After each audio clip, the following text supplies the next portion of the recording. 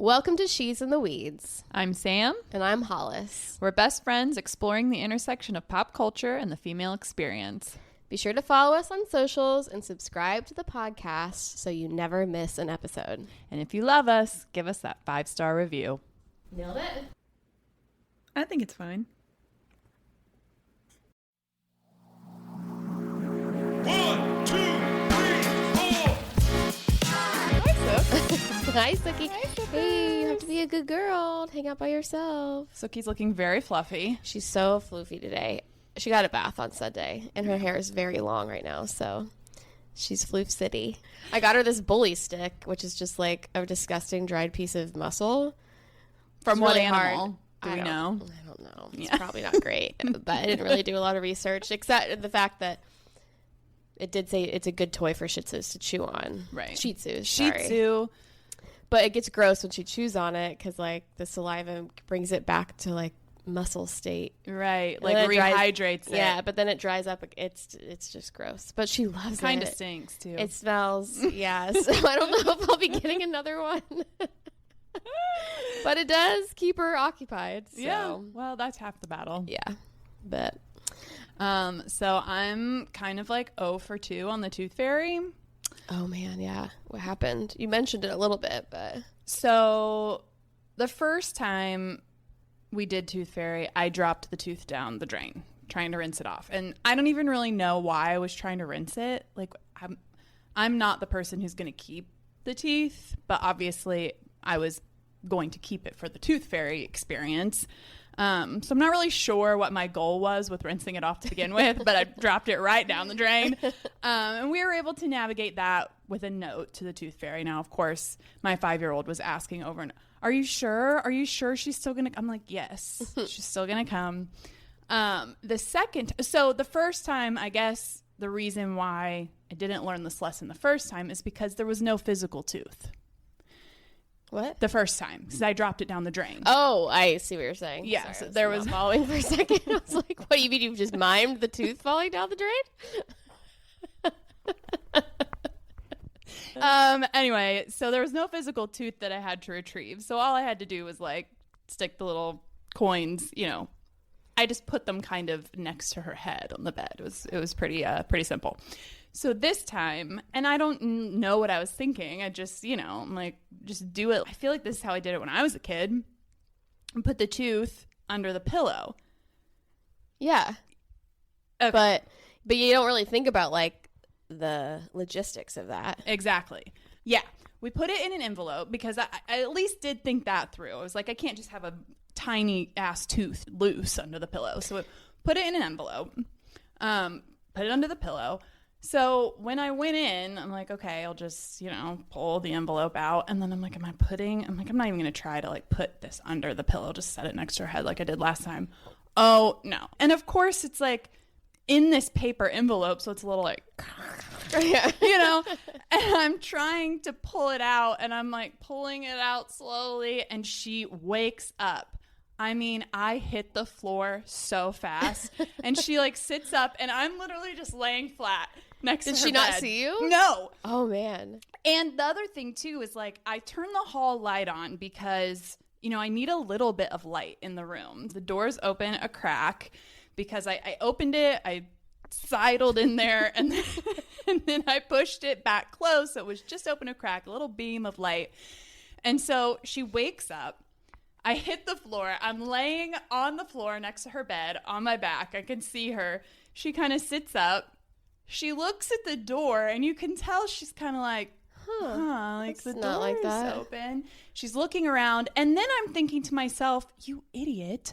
Why didn't you just be like, just stay standing and be like, oh, I'm just checking on you? Because I'm like, now if she sees me laying on the floor, It's be like, what the hell are you doing, Mom? exactly, or it's gonna terrify her. Yeah. Like, and I'm like, how am I gonna explain my way out of this one? So then I'm like, okay, well, I'm committed now. I have to just lay here until she goes back to sleep. And hope that she doesn't see me. And she didn't. And she laid her head back down. I was like, okay. And it didn't take long. And I could hear her snoring. And I was like, oh, thank God. But then I mean, the way the adrenaline was just coursing through my veins. I mean, there was no way I was going to attempt to pull that envelope out again. Right. I was like not even sure I was going to make it out of the room without her waking up. So I was like, forget it. I set the thing next to her pillow. Army crawled out of the room because I'm like, the best part. Picturing you army crawling. Oh my gosh. Silently away. Oh my gosh. It was like, yeah. So I get out of the room. And fine. So the next morning, I'm like, okay, how am I going to explain that the tooth is still there? Actually, the tooth fairy is trying out this new thing where she's got enough teeth. She doesn't need any more teeth. Oh, man. So anyway, I go in the morning and I have this whole thing planned out of how I'm going to explain it. And the envelope had fallen underneath the bed. So it wasn't sick. Yes, it was perfect. Like, the tooth fairy is real. Yes, she did come in. She just knocked it right off. Out. So I was able to snatch that up without her seeing me. So good night. It all worked out in the end. But definitely, if you're new at this, have a backstory. Get a basket, get a container, and put the tooth in that, and put it on the nightstand. Put it on the dresser. Don't put it under the pillow. It's just not worth it. Yeah, that seems. Yeah, hard. Yeah. Seems like a hard thing to pull off. Because I feel like most kids aren't most kids light sleepers? I mean, not really. They do. I mean, little kids myth. do sleep pretty heavily. I mean, for the most part. But when you're right there next to their bed, like pulling something out from under their pillow. Pulling a crinkling piece of paper. Yeah. So anyway, nice. We got through it. And now I know I will not be doing that again. Wouldn't it be funny if the whole time your other kid was just awake in the darkness, just watching you and be like, Mom, you really screwed the pooch on this one. Yeah, like, what are you doing? And yeah, I've got 2 of them in there. So it's like if one wakes up, there's usually a pretty good chance the other one's going to wake up. Thankfully, that didn't happen. But yeah, it was stressful. Sounds I mean, like it. I was stressed. I was like awake because I was getting ready to go to bed. And yeah, I was awake for like another hour because I had to just calm wind myself down. Well, that's cool. That's exciting, man. Tooth fairy. Yeah, I really despise the whole process of the teeth falling out. It really grosses me out. I hate the gap. I hate the way the gums look. Like, yeah, the gums are gross. Yeah, it's not for me. Well, at least you're not one of those. And this is the front. Oh. The front tooth. The big boy, the big daddy. I can't wait to see her. Yeah, and the other one is loose. So I'm interested to see if she's going to be missing both of them. At the same time? Yeah. And the adult tooth does grow in fairly quickly. Like, you know, when she lost her bottom one, that was the one that went down the drain. And that's mostly grown in now, so. I mean, did they all fall out? Because I do not remember all of my teeth falling out as a kid. I think so, yeah. Huh. I wonder when that happens. Yeah. I don't remember all my teeth or... falling out either, to be honest. Yeah, I don't know. But yeah, I'm pretty sure that they do. Weird. Yeah. Kids are weird. Yeah. And the x-rays look really weird when you can see all the adult teeth above. Whoa. Yeah. You know what's the grossest part is when people like tie it, or like one's hanging on. And they're like the string thing. Yeah, gross. No. Mm-mm. It's like, we don't need to do all that. No. Just let it go. Just, yeah. They're supposed to you're not supposed to like yank them out, I don't think. Yeah, it doesn't feel right. No, not quite. Doesn't quite feel right. Yeah. So, update for me. I found a volunteer opportunity. Oh, great. I'm actually doing really great this year so far. Nice. I just want everyone to know I found a volunteer opportunity and I finished a fiction book. Oh, nice. All within the first month. Really of the following year. through. Yeah. On your resolutions. Look at me. Yeah. I guess going dry really was the way to go. Because I got a lot of shit done. Yeah. I feel like we've been very productive. Yeah. It's been nice. So we aren't dry anymore though. No, but I conclude our month. But it was great. It was a really great reset. And it was just, I was thinking about it, and it was just a great way to remind me that like mindful drinking and mindful anything really is the way to go. Yes. You know, intentional. Like, yeah. Yes. Like I was listening to an interview with Chelsea Handler, and she was talking about her consumption, and the host was a person in recovery. And she was like, yeah, I'm just a mindful drinker. That like as I got older, I realized like I have to sit and ask myself, do I really want to drink? No. Right. I don't. And I don't always. And so I don't have to feel like every time I go out that I need to. Just like in that. But sometimes I do. And yeah. I was like, yeah, that's the way to do it, you know? Yeah, absolutely. And I think, too, there's something to be said for, you know, if it is like a situation where you want to, and like, let's say it's, you know, someone's birthday or it's a special occasion and you want to celebrate, you want to have a couple drinks, I think allowing yourself and giving yourself permission to be less productive the next day and just kind of work that into your mindset can help too, because I think oftentimes we do this thing where we're like, we either say, okay, I really kind of want to drink, but I'm not going to because I have all this stuff that I want to get done the next day. Or we say, okay, I'll have a couple drinks, but I still want to get all the, you know, and then when we inevitably end up not doing that, it's almost like you set yourself up for failure, and then you get down on yourself. Yeah, and you feel bad about it. And so, yeah, I think there's something to be said for that too. Just kind of giving yourself permission to take it easy the next day, especially if it's something that you're not doing that often. You know what I mean? Yeah. And then you are reserving it for times when you really want to, and you really want to, you know, celebrate this thing, or maybe you're out with a group of people that you like to have a couple cocktails with, and it just makes it more fun or whatever. So, yeah, I think I like the idea of really setting intention behind both things. Yeah. Sort of the action of doing it, and then kind of the aftermath. Right. Yeah. Yeah.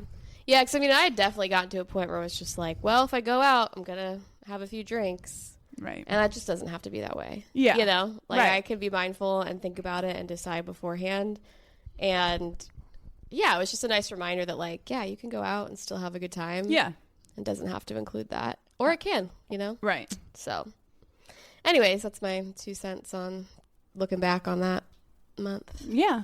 So. It was a good month. It was good. And I haven't had a drink since we had our drinks. I haven't either. So yeah, we went out at the end. it was the month. It was literally January 31st. Yeah. Yeah. We went out. We weren't going to because we had initially said we were going to do 3 months or try it, see how we felt.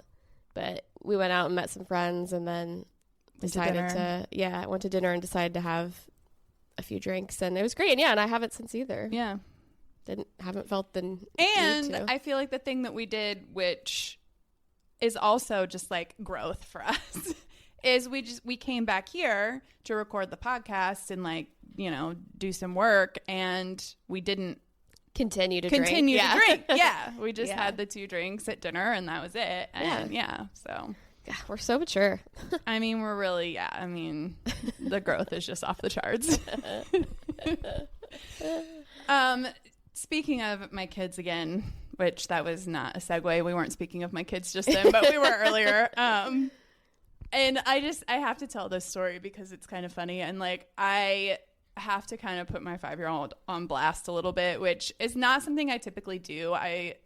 And I guess this is a good time to say this. I mean, it's probably kind of obvious, I hope, but the privacy of my children and my family is very important to me. I mean, that's why I don't say their names on the podcast, even though most people listening right now know their names. I don't share them on social media. Obviously, being a parent is a big part of my life. So when I talk about things, I try to talk about it from like my perspective as the mom, and not so much like their perspective or like their story. In this particular instance, I do have to kind of say it from her perspective or say what she did, but I think it's a funny story, and it kind of just got me thinking about something else too that I want to mention. But you know, Valentine's Day is approaching, and my 5-year-old was making Valentine's Day cards for her classmates, and she was drawing pictures for all of them on the cards, and she came up to me and said, "Mommy, I drew this one like this because I just don't really love this person that much." And it was Keeping it real. It was a bunch of hearts with the circles with like the slash through them. That's like that you see, you know, like the hazard signs where it's like no smoking, no. Yeah. And so, I mean, it was hilarious because I mean, it's just the honesty of a 5-year-old. And it was really hard not to laugh while I'm talking to her about it. And I said, okay. And I said, well, we're not going to get this one to him though, And she was like, well, why not? And I said, I need him to know. Right. And so I'm like, well, we don't want him to get his feelings hurt. I said, so we'll just make him another one. But then it kind of got me thinking, obviously this is a preschool setting. Like they're too really young for this probably to be a concept now. But it got me thinking because the way I was explaining it to her is I said, well, we just want to make sure we're always being kind and we wouldn't want him to like feel bad at school, because it has lines through it like, oh, you don't love me. Big X's through the hearts. I don't really like you that much. Don't like you. Don't get it twisted. Trevor, I just want to make this very clear. I don't like you. Okay? I like you, but not like that. Right. But that's kind of what it got me thinking about in this whole sense of like raising girls. And I do at some point feel like it's important for me to explain to her that it's more important for her to have a voice than it is to be nice. Yeah, for sure. And obviously that's not what's going on here. They're 3, 4, 5 years old, but I do think it can start with an early age of like internalizing that idea of like, oh, I don't want to upset anyone, and like I should make sure that's a tough one I too. should be polite and I should be nice because that's what I'm supposed to do. And like I don't want her to draw back on that memory of like and again, this wasn't the opportunity probably, and even my husband was like, well, yeah, but you can't, it's bound, you can't. Like, no, I know this isn't the time, I guess, for this lesson specifically, but no, it's true. I feel like girls internalize that so early. Yes. Yeah. Yeah. So I don't know. That is a tricky one. Yeah. It got me thinking just about that in general and like, when to start having those conversations. And, it could be a situation where it's like, maybe we just shouldn't be doing Valentine's in school. I don't know. Yeah. Because it is kind of I know it's, and this is the thing, like it has that nostalgia, I feel like, for especially like our generation. That was always like, at least, and I went to parochial school, so maybe it was a little different in public school. I don't know. You can attest to that, but everybody brought Valentine's. Everybody just brought one for the whole class. And like back then we did candy and stuff. You really people don't, or I feel like you can't bring food and stuff into a lot of public schools. But yeah, I don't know. Maybe it is something I don't know. About. I know. Well, it's tough. Yeah. Because there is like are they friends Valentines or are they more than friends Valentines? Yeah. Well, and at a certain point and a certain age, I feel like those lines can get blurred, and sure. It's like, so anyway, but. Yeah. And it is a very like heteronormative like tradition too. Yes. Yes. Yeah.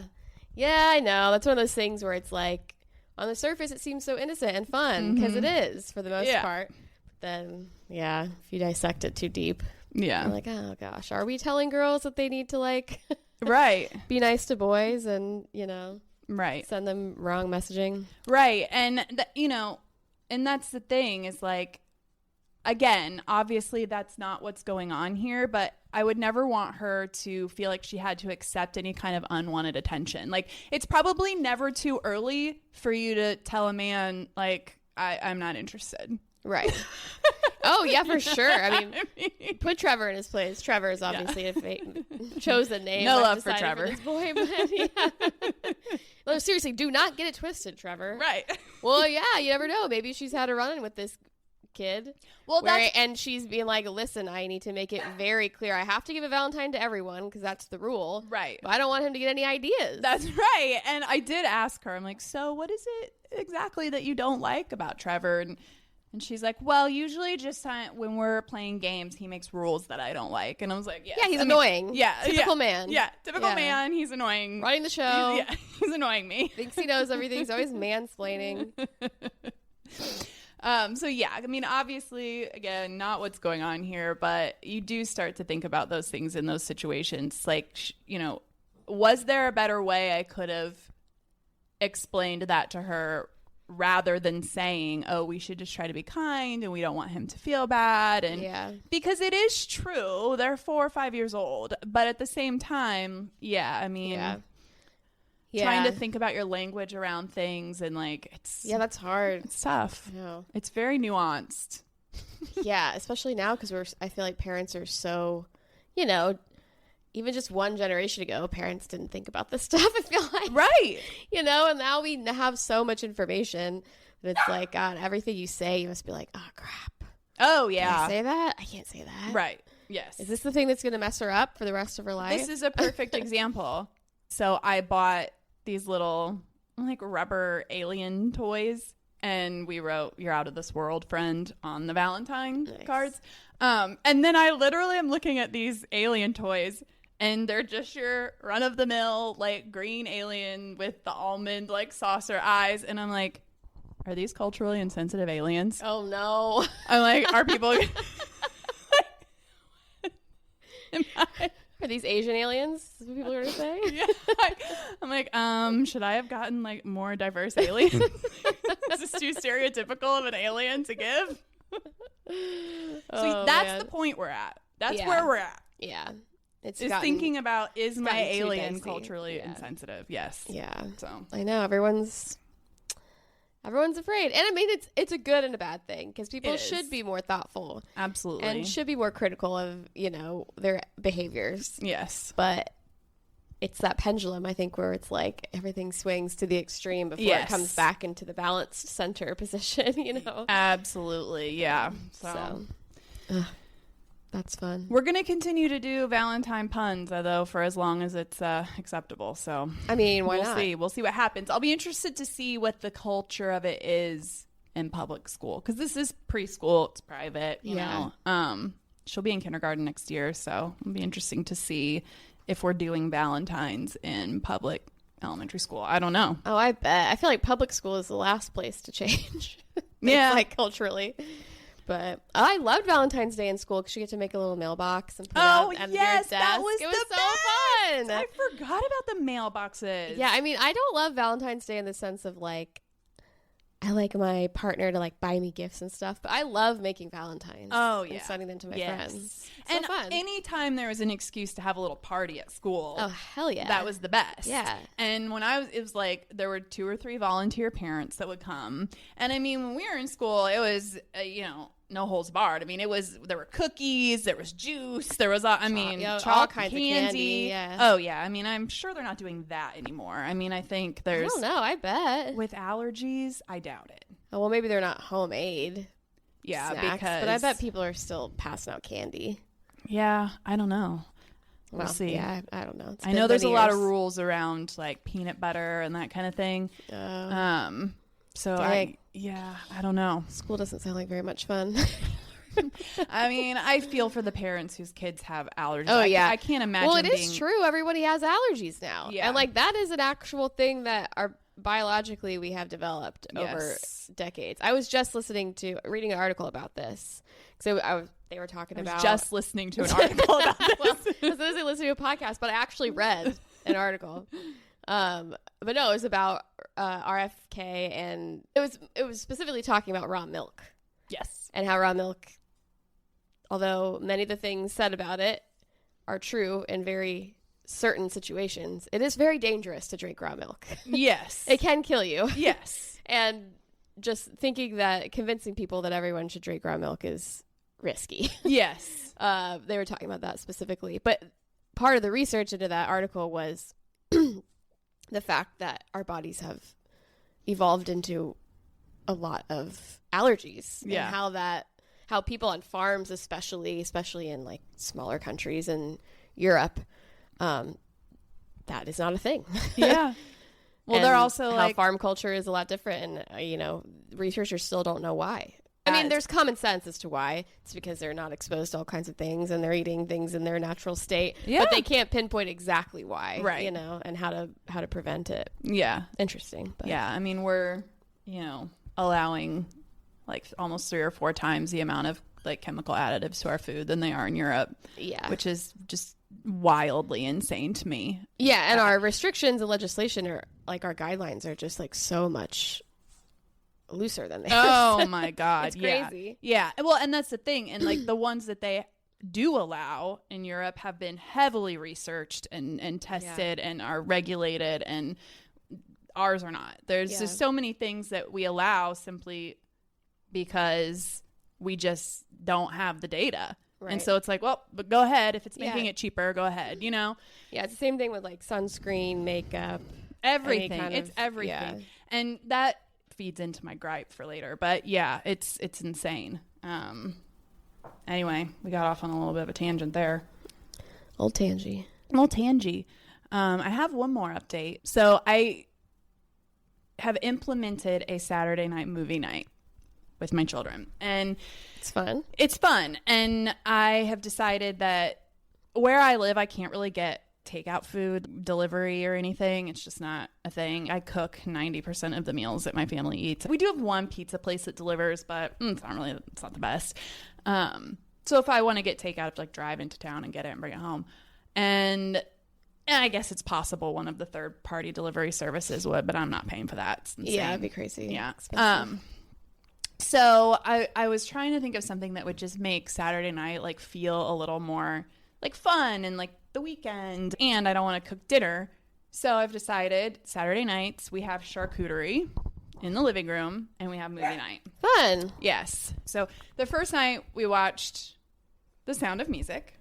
Oh, I kind of forgot about the Nazis, but that's okay. Exciting one. Yeah, we worked through that. Were the kids into it? Yeah, my 5-year-old loved it. Then we watched Mary Poppins. But when we watched Mary Poppins... Was it a double feature? No. Oh, this two, was... one Yeah, no, we had to split The Sound of Music up into 2.5. I was going to say, that's because it's a long movie. Yeah. But before we landed on Mary Poppins, do you remember this movie, The Chipmunk Adventure? It's called The Chipmunk Adventure? It's called The Chipmunk Adventure. It's Alvin and the Chipmunks and the Chipettes. And all I can really remember... This is a core memory for me, this movie, I feel like. But all I can really remember detail-wise is they're smuggling jewels in the dolls, like the merch dolls. Like Alvin and the Chipmunks and the Chipettes are like on tour, and they have these merch dolls that look like them. And the bad guys, and I can't really even remember anything about the villains, are like smuggling diamonds and jewels in the dolls. And I have vivid memories of them like cutting the doll open, all the jewels spill out, and then they like escape on a hot air balloon at one point. Do you remember this movie? No, but it sounds really exciting. Well, anyway, I was like, we're watching Alvin and the Chipmunk, it's called The Chipmunk Adventure. I was so thrilled. We're going to watch this movie. It's the best. You cannot find it. It's nowhere. And I was just like, man, what? And so I'm like, okay, who owns it? What's going on here? So I look it up, and it's just like this guy and his wife, I think. And he must be the creator of the Chipmunks. I don't know. And he has like a privately owned production company, and they own all the rights to the movies. And the newer movies are out there. So I mean, my guess is there's some reason why they don't want it circulating. There's probably something culturally insensitive, or, I mean, it came out in 1987, so it's like... But I was very disappointed that I won't be seeing The Chipmunk Adventure. That's a bummer, yeah. I mean, most of the movies from our childhood I feel like you can find, and I was like, damn. Yeah, I don't remember that one. Oh, man. I remember Alvin and the Chipmunks, but I mostly remember their Christmas song, I guess. Yeah. But, damn. Well, that's too bad. Maybe you can find it on eBay or something. Yeah, I mean, you can find the DVD. I don't have a DVD player, so it's like, maybe I'll get a DVD player, and then we can watch The Chipmunk Adventure and Summer High Tide. Yes. Which I do still. I have kept the DVD. I know. It sucks they had to get rid of that one. I know. God, it was so funny. Oh my gosh, hilarious. Anyways. It's almost 20 years ago at this point. That's crazy. 2008, I think, is when it came out. Yeah, that's nuts. Isn't that weird to think that's been 20 years almost? Yeah. You know what's also weird? 17 years? Thinking that this century is a quarter of the way through already. No. How wild is that? I mean, it was literally just Y2K. Someone said that, and I was like, holy crap. That's wild to think. Yeah. I mean, we were in our parents' basements worried about Y2K surely just yesterday. And to think that there's people alive right now, well, quite a few people alive right now who are going to see the turn of the next century. It's also weird to think. Yeah. Seems so far away, but it's only, It's not, because it won't be us. Yeah. But it'll be people who are alive right now. Yeah. Well, should we get into the meat of it? Yeah. So we had our first psychic reading. We did. It was interesting. It was over Zoom. Yes. Which, that is one thing, looking back, I wish I would have. It was a short meeting, too. It was only a half 30 an minutes, hour. yeah. And that time goes fast, especially when you're talking. It does. And Homegirl really knew how to keep that. Oh, yeah. She was like, going. whoop, and that's all of our time. Like, I was like, man. Yeah. She's like, this is a business, ladies. Yeah, that's right. I don't have time to We don't go yeah. 1 second over. No, Goodbye. No. But that is, if we had had more time, I would have liked to have dug in a little kind more. of talked a little bit about her experience, her past, Yeah. and a little bit of explanation as to how this works via Zoom. Yeah. And how, because I don't know anything really about psychics. I purposely went in as a very blank slate. Yes. I didn't want to do a bunch of research and right.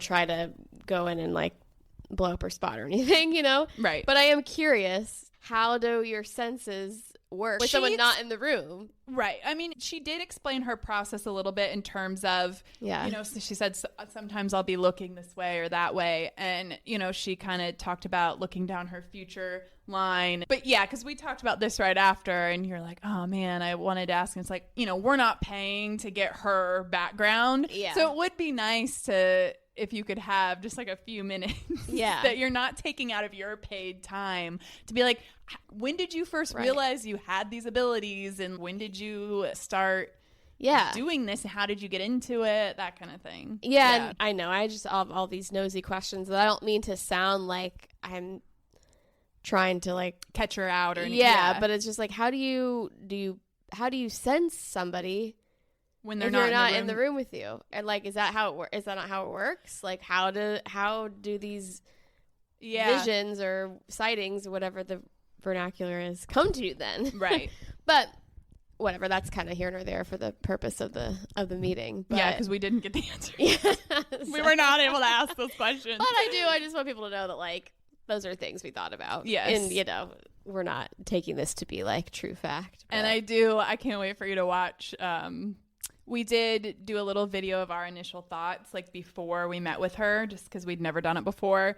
You're going to laugh, I think, when you watch that, because it's very clear who the bigger skeptic is. Oh, really? At one point, you're like, oh, no, I make a face. It's hilarious, though. I'm like, this is gold. It's so funny, because I'm like, I'm open, and you're like, I don't know. I'm like, they're not true. It's pretty funny. I mean, honestly, I was pleasantly surprised. I thought she was going to be way more woo-woo. It was not hokey. It was very normal, which is, And I was glad. She just seemed like a regular lady, and she could tell she was just in a very normal looking, shouldn't have beads hanging on the walls or tapestries or, you know, there was no. She wasn't Miss Cleo. I think I was imagining a little bit of a Miss Cleo vibe. Yeah, which there was none of that, which was cool. She was very much just a normie. Yeah. Yeah. With a gift. With a She's gift. Very much a normal lady with a gift. And I mean, we even said, it was very believable. I mean. Yeah. And, the longer I thought about it, the more I started to poke holes in, because afterwards, I was like, okay, sure. But I think that was also because everything she told us was positive. So I was like, okay, I'm on board with this. Yeah, this is great. She didn't tell me I'm, going to drop dead next week or anything. Well, no. I don't anything think... I was like, she didn't say anything that I was like, whatever. Because that made me defensive or mad, or that I didn't want to believe. Well, and that's definitely, I'm sure, part of they're not gonna. They want people to keep coming back. Yeah, you're not gonna keep coming back if she's telling you. Yeah, and she was like, I don't work in absolutes, Yes. So, and that's the thing. I guess my question is do you believe her? Do you think she is? Do you think psychics exist, and do you think she is truly a psychic? I think it's tough. I do think that people have the ability to be highly intuitive. I don't know necessarily how I feel about the medium stuff. I mean, we didn't do that part of it. That one's a little tougher for me. I think as far as the psychic readings go in terms of the way we did it, where it's like giving you kind of an idea of things to focus on or like what could be coming. I guess for me, what's important isn't so much is it real or is it not real? It's is it helpful? Yeah. And I do think that these things can be helpful regardless of how much truth there is to it. I think sometimes if people are struggling or they're in a place where they're looking for answers for something, or even just like where we were just kind of wanted to have fun and like experience it, because I do think whether or not it's real, she had some good advice. She really did. Yeah, I know that's the thing. You It's know? like she was telling us pretty, innocuous things where it's just like, yeah, that's true. Yeah. Maybe. And I mean, therapy can be like that sometimes too, where it's like, Right. I know the answers. I just need someone to tell it to me. Yes, exactly. Or confirm Exactly. that what I'm thinking Yeah. is correct. Yeah. know? And, most of the accounts of like people really being like everything my psychic said came true is all like kind of famous people. Uh-huh. I mean, I listened to a few podcasts of people who are famous that have psychics, and they have their psychics on and they talk, and they're like literally everything they've said has happened. And I mean, I have seen where they had them on, they said this stuff, and then I've watched some of that stuff happen in their life, and I've been like, interesting. Right. But at what point is that person just driving you to manifest those things for yourself? Exactly. It's And- more like an advisor Yes. than a psychic. And and like, is the psychology that like Yes. manifest destiny? That Yes. like, I tell you this, and then since I told you it, You're doing it. your brain's gonna trick you into going and doing it. Yes. Yeah. So, yeah, I mean, that's kind of where I stand on it. Is it real? I don't know. Yeah. I mean, I think I would like to think some of it is to a certain point, in the sense, like I said earlier, intuitiveness and just people maybe having access to certain parts of their brain that other people don't. I think that's very possible. But I also think that the psychology of things and just our brains in general are very powerful, and the power of persuasion is very big. And yeah, I mean, I think it's fun. I think don't go into it as a therapy session. Don't go into it relying on it for something. Yeah. But I think it can definitely be helpful if you're looking for some guidance or direction on something. And I thought it was fun. I think it's something I would do again. Yeah. Yeah. I definitely, when I was thinking about it later, I was like, oh man, I have so many other things I would have asked her about. So what are your holes that you poked? I'm interested. Well, so I kind of feel like I gave her a little bit too much information about a few things. Like I Okay. told her, I'm going through a transitional time, like a serious transitional time, because I was asking her about my love life. Yes. I did tell her, like, I'm single. I was just going through a pretty hard transition, but now I'm open. So I feel like one of the holes there was that I led her. Yes. So then the advice or the reading that she gave me was kind of like she could have deduced that from what Right. I said. Yes. That was really the main one. And just, that like so much of what she told us wasn't really psychic. It was more like you Right. mentioned. It was Yeah. more just like advice. And, Yeah. we were asking her very open-ended things. And Yeah. she was, it's not like we were like, when's the podcast going to get 1 million viewers? You No, know, it was right, like- right. And she did get a little specific. She got specific. She I've got did. some notes here. Let's see. She did get specific with some like time and date. Because she would see numbers. Most of the time when she saw numbers, she connected that to a month. Yeah. So like, Or a year. yeah. Let's see. Okay. So she did say she saw us gathering like a fan base outside of the US, which I thought was kind of interesting. Like Yeah. Japan and Canada, those were her, which I did find interesting because we did have literally like 2 days before that, we had our first listener from Toronto. Nice. And you never told her about the podcast, right? Yeah. No. Yeah. She I knew, think so. and that's the thing too. I want people to know she knew absolutely nothing about us. She was recommended to me, but she didn't know anything about us. You literally go online, you schedule it online. The only information she had was the name on my credit card. That's it. So it's not like she looked us up. I just, Yeah. and I want to be very clear, even if sure she could have looked up my social media, but she didn't know your name or anything. She had no idea who you were until you were on the call. So I just want to make that clear. It's not like she was going and researching us or anything. She did say, let's see. Oh, something about me finding the right house. Oh, yeah, that was weird. She's like, well, you're moving next month. She was like, you're July moving in May. She's like, I see a move or something in May. She was like, could be this year, could be next year. And I mean, we are like having to think about possibly renovating or moving because, we're starting to outgrow our house. So that was kind of specific. Let's see, what else? She said something about, do you guys provide some kind of service? And at first we were like, no, that's not really what other than, just entertainment for, obviously you guys need to hear how entertaining the world. Yes, we're entertaining the world. I said, but we did kind of talk about possibly doing like an advice segment at one point. And she goes, I see that happening 2027. Oh, did she say 2027? Yeah. Well, and that's also telling. Oh, and she goes, I see a book. Yes, that's right. She's like, are you guys writing a book? And we were like, no. And she goes, 15 months, I see a book. And I see shiny pages with pictures, which usually means that it's done through a publisher and not self-published. Yeah. Which is huge, because I have told you that you need to write a book. Yes. So. I mean, we've talked about that, like, not related to this. But, so we'll see. I mean, it was interesting. She said you were going to meet somebody in June. Yeah, so June, it better happen. Yeah. And said it's going to be somebody I'm familiar with. Yes. Which was very tantalizing for me. Yes, and, like, very familiar, yeah. she said. But also familiar, but that you've never had romantic connection before. Yeah, there's never been romance, but it's somebody that you're familiar with. He said he's funny. Oh yes, and that he's funny and even I was like, when we're well, fighting. It's got to be true because she loves the clown. Yeah, I was like, you could get by with a lot if you're funny. Yeah, in my book. Yeah, I know. That was some real hear me out. That was that was very interesting. And that was the thing where I was like, well, yeah, I really want that to be true. So I'm just going to believe this lady. Right, yeah. And she did say I was going to marry this person. She did, yes. So, so she did get specific on some things.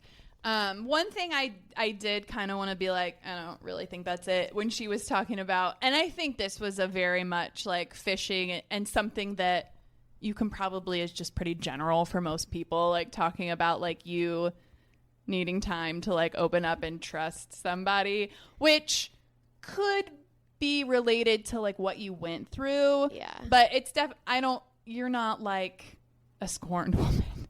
No. Yeah. Like from a past relationship. Right. You know what I mean? So yeah. But that did kind of hit with me too, because I was like, well, that makes sense. Yeah. But I was like, but I wasn't quite sure how she would. Right. It almost was leaning a little more scorned woman for me. Yeah. Like you were struggling to like recover from a past relationship, and I don't really feel like not necessarily. And I feel like that's also a vague enough thing you could say to most women, and they'd be like, yeah, that's what I mean. Know? Yeah, it's definitely a very much like you're gonna hit with this probably. Yeah. I mean, it was fun. It was fun. Yeah. I'm curious. Like, I do kind of want to like. It would be fun to do it again. Well, we're gonna get like an hour and just see like really get deep with her. Yeah. And we're gonna do another one. Yeah, with old Sylvia. Which I'm very excited for this one, because this one is going to be a little Miss Cleo, I feel like. Oh, for sure. This is and definitely that's what I was really anticipating with the whole psychic. This one's definitely going to be all the... Yeah. What's the word The I'm sign looking for? has tarot cards and like a magic ball or whatever on it. It's out of her house. Oh, the crystal ball. Crystal ball, yeah. This sign... Sylvia's tarot readings. Sylvia's palm readings, I think is what it says. Oh, she's a palm reader. That's right. Yeah, I think that's what the sign says. Sylvia's palm and tarot, maybe. It's been there forever. It's been there forever, like at least 20 years. I know. I've always wanted to go. I know. It's literally like, I feel like it's like a local staple. Yeah, I mean, for sure. if you live in Bloomington, you've driven by it and seen it. So, yeah, we're gonna hit up old Sylvia and see. Yeah. Hopefully she's still doing it. Not a also- lot of information online about old Sylvia. Yeah, I'm surprised she even should have a website. Not obviously. really, no. It Just was like, basically just like the 2 Google Google listings, reviews, yeah. 2 Google reviews, and really the person was just complaining about feeling like she overcharged them. So Perfect. Not a lot of information. I'm really. Oh, you know what I'm imagining it like? Not Miss Cleo, but Whoopi Goldberg from Ghost. Like that scene where she's like running a psychic thing out of her house. Oh my God, yes. But then she actually does become one. Oh man, yeah. What a great movie. So good. She won an Oscar for that. Did she? Yeah. Did she? Am I lying? I don't remember. I think she did. She was really good at Don't it. fact check that. Yeah, I don't remember. Maybe. Yeah, I almost forgot that she was like doing that in the beginning of the movie because it's so short lived. Yeah. Yeah. Anyway, so yeah, we'll keep you updated. Yeah. Yeah, Fun. it was a good time. It was. I had a good time. I I was a little worried that I was going to feel weird after. That she Oh, was going to say really? something. I was going to be like, I don't like this, but I See, didn't. Yeah, and I think that It they wasn't- try to. They're not. yeah. They don't want you to, Right. Because they want you to keep coming back for readings, and they want you to tell your friends and family, like, go, you know. So I think you would be hard pressed to find one where you felt weird afterwards. I Yeah. just think they're trying to do everything in their power or not power. But I'm In their mighty powers. to make you feel comfortable and feel like, you know, it's positive. Okay, well, is that another reason why it's a shtick? Yeah. It's like, Yes. yeah. But let's just play devil's advocate and say it's real. They're going to tell you the bad shit. Yeah. I mean, what are they isn't going to that tell you the their, bad like, shit for? Psychic responsibility to like... Although, I will say... 'cause that's what I was afraid she was going to be like. I'm getting strong visions that, you know, something is wrong with you and you're going to... No, my God, no. Of course they're not going to do that. But what if she felt that? Wouldn't she have the responsibility to tell me? I don't think so. You don't think so? Not unless you asked. Yeah. Because I will say, do you... I wonder what the ethics of the psychic I don't realm think there are are. much. Are you familiar with the Hollywood medium? Not Hollywood medium. That's that woman. The young guy. Okay, so I did listen to him on a podcast once. It was very compelling. Yeah. It really was. And obviously, like, he's, you know, who knows? But so the kind of readings that he does is people will come to him for medical readings, but that's like, you know, the context going in. You know, so Yeah. like you that's what you're after when you go into that kind of reading with him. And he has said only a few times has he felt compelled to tell somebody something. And of course, according to him, It was right every time. yeah. Yeah, of course. Mhm, yeah. Well, And and there are that's a the thing lot- that, like, if she had told me something like that, I probably would have been like, whatever. Yeah. But yeah, I don't think that that's something that they're doing unless you're seeking Yeah, that's that out. really risky. Yes. I mean, that's incredibly risky Yeah. to tell somebody that. Yeah. And I mean, honestly, I find it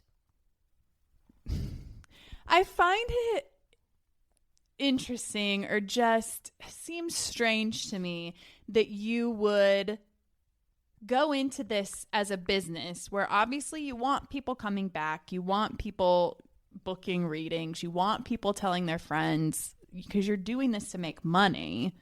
Seems strange to me that you would just be like fully fabricating things, like, because obviously if you are, especially, you know, some of the things about like, oh, you know, the things that feel the most far-fetched, like, oh, you're gonna meet your husband in June, also seems strange to me that you would just like, that's the thing you're gonna make up. Right. Because then it's like, when that doesn't happen, like, you ain't going back probably. You're not Yeah. telling your friends about it. Yeah. So it just, yeah, it's kind of it's a conundrum a bit. Yeah. For me. And it brings me to this thought that I have often about myself, which is just like, I'm open. Yes. which I watch don't- the video. I don't know if you are. I'm very skeptical. Obviously, I'm mostly a skeptic and cynic. So, like, do I really think psychics can predict the future for everybody? No. Right. But also, who am I to say that there is nobody with some sort of psychic abilities? But it also just makes me feel like, I never have really any conviction about anything. I feel like I'm always just like, it could be true, it could not be. You know what I mean? Where like so many people are the opposite. Great podcast host. I have no opinion on anything. No, but I do, and it makes me feel like super wishy-washy sometimes because I can feel like I see both sides all the time. Yeah. And it makes me wonder about myself. Like, do you have an opinion on anything? Do you have conviction about anything besides like murder is bad? Of course you do. I know, but I like these are the things that make me like, what do I think though? Yeah. I don't know. Who's to say? I know. Well, but I think that is an opinion, is saying that, do I think it's possible? Yes. I mean, that's an opinion. And being able to pick out some of these things that we feel like are happening in these sessions, that's an opinion. The power of persuasion and manifest destiny and all those things. I mean, that's an opinion. Yeah. Have an I just feel like opinion. all my opinions are yes, but, or no, but, which I guess is not a bad thing. That's not a bad thing. But no. when I talk to people, they're just like, You I are- believe this. My stance is this. You're And I'm very like, good at riding the fence. Yeah, I know. No, it makes me feel like, I don't know. I don't know what it makes me feel, but it makes me feel not good about myself sometimes. That Well, I can't just like Don't let just it decide. make you feel Do you that believe way. in psychics or not? But I think it's more nuanced than that. Yeah, it is. It definitely Absolutely. is. Yeah. Because it's like, what does believe in psychics even mean? Yeah, I and don't we know. touched on that, saying like, it's not, for me, it's not so much believing whether or not they actually have those capabilities, but it's believing in what does it do for somebody? Right. How is it serving Yeah. somebody? Did it bring someone comfort? Did it help Yes. them in a time of need? Yes. Yes. Yeah. Did it create manifestation so that these people went out and did these things for themselves? I mean, yeah, you don't necessarily have to have a black and white stance on whether or not it's real. You know, I mean, it's, Yeah. yeah. I don't know. Just something I've been thinking a lot about lately. And yeah. Just thought I'd bring it up. Yeah. Well, I don't think it's a bad quality. Okay. Thanks. You're welcome. See, now you're being my therapist. I just need someone to tell me that it's okay. And you have plenty of convictions about plenty of things. I do. I just feel like anytime I do have a conviction, then like a week later, I'm thinking about it. I'm like, that was so wrong. I don't even think that way anymore. I mean, we all do that. Also a good reason why I should not be a fucking house. It's a good reason why you should. You can't, I mean, you want to be that way, I think. Like, Yeah. I mean, I made that joke earlier, but it's, yeah, I mean, you don't want to be, you want to, like you said, and you do say this in the video, like, I don't think I necessarily believe it, but I'm always open to being proven wrong. You don't want to be so rigid that you can't be open to other viewpoints and other, and I mean, we've talked about that a lot here, where like, that's how we are. Like, yeah, we have conviction in a lot of things and we have opinions about things, but we're open to other people's viewpoints and we're open to being wrong. Yeah. Yeah. And that's an important quality to have. Yeah. Agreed. So Yeah. don't beat yourself up about ride that fence, girl. It's Ride my it. favorite place to be. All right, what do we got for grapes and gripes? I got a couple good grapes this week, actually. My first grape goes out to Multiple grapes. multiple grapes. It's usually multiple grapes. A whole so bunch of grapes. a whole bundle of grapes. Or something like that. Isn't that what it's called? It is. Yeah, I was trying to think what's the word for grapes, but it is bunch. A whole vine. Bundle of grapes. Basket of grapes. Whole satchel of grapes. Okay, that's enough. My first one goes out to Kendrick Lamar's Super Bowl halftime show. I do have a strong conviction about this. There you go. It was amazing. He is a true artist. I did not watch it. You should watch it. I know. I need It's to really watch cool. it. I didn't watch the game at all. Well, first of all, his music is just really great, and I feel like it really shined. Because I feel like a lot of times the Super Bowl shows are so over theatrical That the music it's just gets like, lost. yeah, or it's just like a concert with a bunch of like flames and stuff, and it's Yeah. like, this is like boring. And, This like flying around on the More You Know star. Yeah. Remember when Katy Perry rode the More You Know star? Yeah. Oh my god. Or like Lady Gaga like jumped over the edge of the stadium one time. It was like, what the hell was that? Well, didn't she perform last night too? In New Orleans. It was the Super Bowl was in New Orleans, and she performed on Bourbon Street. Okay. At the beginning, his performance was so great. The stage direction, the art direction was so cool and creative and tasteful, but it was also very layered. There was a bunch of symbolism. I mean, obviously the whole Drake and Kendrick beef was a part of it, which was hilarious and awesome, but there was all kinds of other symbolism. Samuel L. Jackson played this Uncle Sam character who was like this narrator, almost arguing with him. It had like callbacks to like minstrel characters. It was so cool. There was the stage was set as like a video game controller, because there was like all this messaging about like everything being a game, cheat codes, game over. It was just so cool.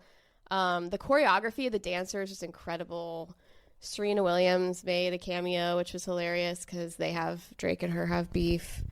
I don't know how Drake is even surviving this. This is like the diss of all diss tracks. But it was really cool. And he has officially made flared jeans cool because he wore flared jeans for the entire performance. Haven't they been cool again for a while? They've been coming back slightly. I'll have to see. But he's really put the nail in that coffin. They are back because he looked cool AF. Yeah. Yeah, it was an awesome show. Nice. And my other grape is another pop culture thing. Lisa Traeger's Netflix comedy special is hilarious. Okay. You should watch it because I feel like you'd like her. I don't know who she is, so I'll have to check it out. Yeah, she's hilarious. I was hoping she would have a special for a long time. I just found her on the internet, like on Instagram, the clips and stuff. But she's so funny. She watches Housewives. Of course she does. She's like a real girly girl. Yeah, so I love a good girl comedian. Yeah, she's hilarious. She has really heavy vocal fry. Like she kind of has an annoying voice, but you like it. Yeah, you know, she's awesome. So everyone should watch that. She's the reason I kept Netflix because I was like, I gotta hang on. Hang on, girl Lisa. Nice. Well, yeah, I'll have to check that out. What's my grape? Oh, my grape's pretty benign compared to that. It's just chips on a sandwich. There's really nothing better. Oh God, there really isn't. I mean, what's your favorite chip to put on a sandwich? Do you have this one? is going to be controversial. A Lay's, classic Lay's. Now, classic Lay's is good. My favorite chip to put on a sandwich is a salt and vinegar. I was just going to say salt and vinegar. Salt and vinegar kettle chip. No, that's good. Nice and crunchy. Little tang from the vinegar. Just delicious. And you know what? I do not discriminate when it comes to the sandwich. I will put chips on any sandwich. Yeah. Cold sandwich, hot sandwich, hamburger, any sandwich. Any meat between breads is better with a chip on it. I've never put it on a burger before. It's delicious. I have to try that out. Yeah. It's delicious. Damn, that makes me really want. You know me. I'm always up for a good sandwich. Yeah, you're the sandwich girly. And yeah, that does sound good. Yeah, so that's my grape today is going out to chips on a Sammy. Chips on a Sammy. Yeah, and our many, many years spent at the Summer Camp Music Festival. Eating strictly. All we would eat for 3 days were turkey and cheese sandwiches with chips on them. Sun chips, because that's what we packed, which is good. Mm-hmm. It's not the elite of the elite on a sandwich, but it's good. And I feel like we'd pack all this other food and we would eat none of it. And the only thing we would eat were the sandwiches. Yeah, I do recall the last year, though, when we went with our two friends who packed, who cooked. Yeah. And made all kinds of stuff. And by day 3, I was like, man, I could really go for some, real hot food. I'm pretty sure our one friend didn't he make caprese salad kebabs? Skewers, yeah. And he brought steaks and all kinds of. You know who you are. Shout out to you. You were also smoking chickens in the 90 degrees. That was in the fish lot. Yeah. Smoking chickens. Hot food on a hot summer day. Yeah, 90 degrees. We all clowned on him because it was smoky and it was hot. But by the God, way we were when we got back devoured it. hot smoked He was chicken. like, oh yeah, you guys want to make fun of me? It was the best. Yeah. He was literally just sweating bullets over this smoker or whatever he was doing it on, and we were like, what are you doing? It's his happy place. I Yeah. feel like he was so content. And because this was like August. Yeah, it was hot as balls. It was hot. Yeah. But we ate every last bit. Yeah, that chicken really hit. Yeah, it late did. night. For show. Got a gripe? Yeah, my gripe goes out to recipe bloggers. All right, if you write a blog God. Here we go. and you have a recipe, I do not need your whole life story before we get to the recipe. Can you edit it down, for God's sake? Just jump to recipe. Or put the recipe at the top. Like, I have to scroll. You can't click jump to recipe? I mean, maybe, but if I'm on my phone and, like, I'm just like, and there's just it's all ridiculous. It's like, I don't care about your lineage. And, Just like, give me the recipe and tell me why it's what good. are they gaining from that? That's what I don't understand. Well, I don't know. I mean, it is a blog, so I get it. Like, that's the whole point, is to, like, write about it, and they're probably, like, trying to, you know, spill their heart out in their blog. Yes. And I don't know. There probably is something about, like, SEO value. You know, if you search for things, it's more searchable. Yeah, if, like, you've got words all and these, stuff. like, keywords and stuff. Yeah, I suppose. I'm sure there is a reason. There's gotta be. But it's still annoying. That's why it's a great gripe. Yeah. I always click jump to recipe. Once in, like, almost everyone I pull up has that option at the top, jump to recipe. But I will say there are times where it doesn't, you click it and it just doesn't do anything. And I'm like, okay, this is intentional. And then I have to scroll. And to be honest, sometimes I get pissed and I'm like, I'm not making it. I go to you move on. I go to the next one. Because you know what? Because There's there's 8 million 17 that came up. that are exactly, that's That the are thing, they're all exactly the exactly the same. Yeah. Exactly the same. I never go back to the same one twice. I always just Google what I'm looking for. I don't ever have ones that I'm a patron of, and I go back to this. Are you like, oh, I like this woman's recipe for this? I'll go back like to a her particular person? Yeah. One person I have gone back to on several occasions. Well, there's two. One is Ina Garten. I really like a lot of her recipes. Another one that I do like is Pioneer Woman. For certain items, she has a really great drop biscuit recipe that's very unintimidating if you're wanting to make biscuits from scratch. And I have done quite a few Bobby Flay things. Oh, Bobby Flay. Yeah. All right. He has a great 90-minute pizza dough if you need a nice. quick pizza dough. Rises in 90 minutes. It's delicious. Oh, heck yeah. Yeah. Ooh, that's something I should do, is make pizza at home. Yeah. We make homemade pizza, and like it's just really delicious. And it's just one of those things where delivery pizza is good, but it's so expensive. Yeah, it's gotten outrageous. It's gotten outrageous. And like I said, where I live, it's like I have to go into town and pick it up anyway. So there were times when I was buying frozen, which honestly has gotten expensive too, but it's almost like I just can't get past all the stuff that's in it. Oh, frozen pizza? Oh my God. Oh, like the yeah. preservatives and all the Yeah, things. it's bad. And I will say making pizza from home is a little labor intensive. But one thing I have found that really helps is that 90-minute pizza dough recipe. You can freeze it. And then I make my sauce ahead of time. I also try to prepare, like if I have to chop anything for toppings, I try to do that ahead of time, like the day before. And then that makes it really pretty easy. Simple. Like when it comes down to all I have to do is assemble it, yeah. essentially. That's kind of like half the fun, though. It's like, we're making pizza pies. Hey, let's put all our different stuff on it. If my kids were older, yes. Okay. Because Oh, my yeah. 5-year-old really likes to help when we make pizza from home. And it's like I'm also trying to, like, that dinner time frame is like the witching hour. There's so much going on. So Yeah. if you have small children, I recommend doing things ahead of time. But that kind of leads me into my gripe, because talking about the frozen pizza, I'm just like really tired of label fatigue. I have label fatigue. What do you mean? Constantly reading the labels for everything and being like, what's in this? Yeah. I mean, I'm very intentional about what I put into my body and what I put onto my body and the things I bring into my home, because I feel like we are just the toxins. I just can't. I feel like with all the plastic and the chemicals, it's insane. Yeah.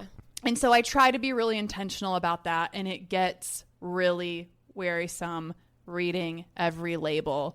and then being like, I don't know what this is. I don't know what this is. But then sometimes it's like, well, they all have this thing. So then what is this thing? So then I go and I research this thing and I look up this thing. And it's like, it gets to a point where it's like, I have to live my life, you know? And so there are certain areas where I have let it go.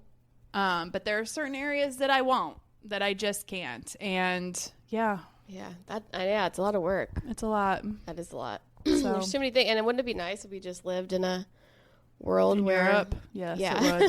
it would. Yeah. All right. Well, we got to wrap this up. I think that's our episode, guys. Thanks for listening. Thanks for listening. Bye.